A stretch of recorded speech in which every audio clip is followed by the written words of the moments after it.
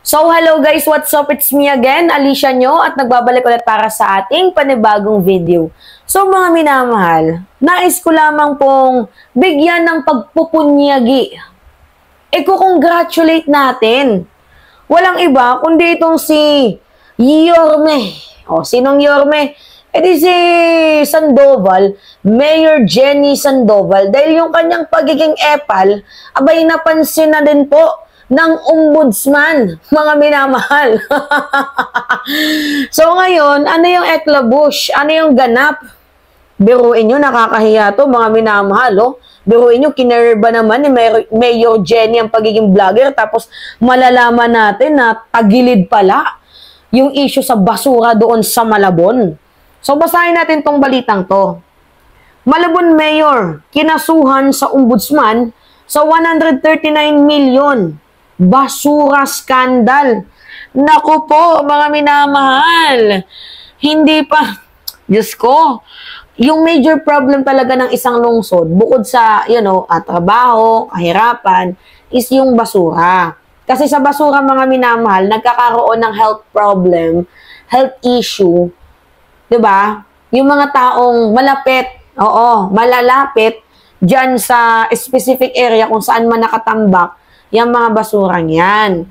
Kasi mga minamahal, syempre, basura mabaho yan, 'di ba? So pag naaamoy, talaga nga namang hindi kaya-ayang katanggap-tanggap dito sa ating pangatawan. Nagkukos din po yan ng sakit. Alam mo, Yorme Jenny, kung yung pagiging Yorme mo, total, nagiging content creator ka na lang din, nagiging vlogger ka din, sana kinareer mo din yung issue sa basura ninyo.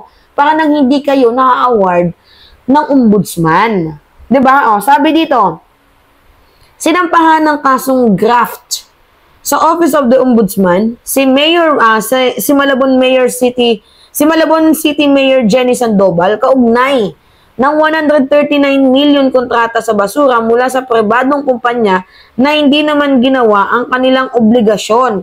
Ito kasi yung mahirap May, just to be fair, mga minamahal, mayroong parusa din dito. Yung kumpanya na, pinagbayaran ni Yorme. Kasi pwede niyang maging lusot yan Hindi ko naman kasalanan yan Yung contractor yung may kasalanan dyan Yung kumpanya yung may kasalanan dyan Pwede niyang maging lusot yon kung magpapalusot siya. Now, ang problema kasi, ikaw yung pumili ng pribadong kumpanya na yan para dito sa specific na problema sa mga basura, dapat kino-call out mo yan. Not unless kung merong korupsyon na nangyayari dyan. Merong sabwatan, hindi lang natin alam. 'Di ba? Tayo po ay nagtatanong lamang. So, sabi dito, batay sa demanda ni Edita Nadarisay, residente ng Malabon, bago pa siya magsampa ng kaso, siya at ang mga residente ay nagpadala ng open letter kay Sandoval dahil sa pagtambak ng basura sa kanilang paligid sa matagal na panahon na naging sanhi ng pagkasakit sa kanilang mga anak. Subalit, hindi inaksyonan ng alkalde. Pero may panahong mag-vlog. Pero may panahong maging content creator si Yorme Jenny. Lumulusob pa nga mga minamahal sa baha itong si Yorme Jenny. Sa mga hindi nakakaalam, lumulusob yan si Yorme Jenny sa baha, mga minamahal, na nagpapasikat itong si Yorme Jenny ng Malabon. Kung mga minamahal, kung ako lang tatanungin, kung tawag dito, kung kinakareer mo na ang pagiging vlogger, abay dapat sana kung ako yung tatanungin, pati ba naman yung basura, sana kinareer mo na din. Hindi yung content creator ka lang, pero basura yung gawa mo. Basura yung pagiging public servant mo at yung pagiging Yorme mo ng alkalde ninyo. 'Di ba?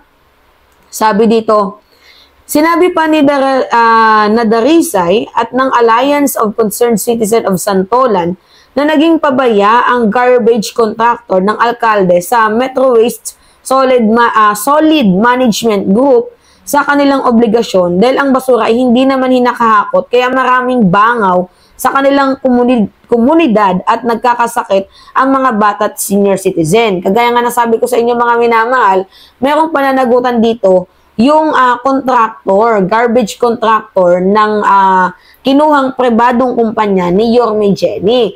We do not know what is the real truth behind this story, mga minamahal, behind this, reklamo, pero yung unang papasok sa isip ko, ikaw yung kumuha ng contractor na yan, ikaw yung kumuha ng pribadong kumpanya na yan para dito sa pagkukolek ng basura. Bakit hindi mo man lang time to time or siguro day by day chine-check kung okay lang ba yung kanilang trabaho. So, ang kapabayaan ng garbage contractor ay kapabayaan din ng isang alkalde. Kasi biruin mo, nagbabayad ka tapos hindi mo alam, hindi pala nagtatrabaho.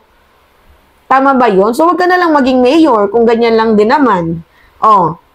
Bukod sa maanomalyang kontrata, sinabi rin ng complainant na wala ring permit ang contractor mula sa Department of Environment and Natural Resources or DENR. DENR. Yan yung dito mga minamahal. Yan yung red flag dito. 'Di ba? Kasi questionable ang kapasidad ng mga taong to para gumanap sa tungkuling ibinigay ni Yorme Jenny. Pwede kasi nating sabihin na okay, 139 million kuno yung bayad sa mga contractor na yan, pero hindi natin alam, baka may binubulsa dyan. We do not know kung ano nga ba yung totoo. Pero kapabayaan niya ng isang alkalde kung ako lamang yung tatanungin. Hindi lamang siya yung may issue ng ganyan, madami pa mga minamahal. Ayon pa sa nagdemanda, mula nang maupo si Sandoval noong 2022, ay kinuha na nito ang serbisyo ng Metro Waste at nag-renew ng kontrata noong 2024 sa halagang 139 million. Subalit wala namang pagbabago sa problema sa basura ng lungsod. So, ang may problema dyan, yung alkalde ninyo. Kasi, inuna pa yung pagkukontent kasi, inuna pa yung pagiging vlogger, imbis na pagtuunan ng pansin yung problema ng kanilang lungsod. Diba? Matagal na umano silang nagrereklamo sa pagtambak ng basura sa bawat eskinita at mga kalsada ng Malabon. Subalit wala namang naging aksyon ng City Environment and Natural Resources Office or CENRO ng Malabon na direktang nasa tanggapan ng alkalde. Red flag yon, mga minamahal. Bukod sa hindi pagpapatupad ni Sandoval ng kalinisan para sa Malabon, ay lumabag din ito sa Graft and Corrupt Practices Act based on Republic Act 3019 at Solid Waste Management Act of 2000 dahil sa halos sobrang pagbabayad sa kanilang pinagkatiwalaang kontraktor ng basura na wala namang naging serbisyo sa mamamayang lungsod.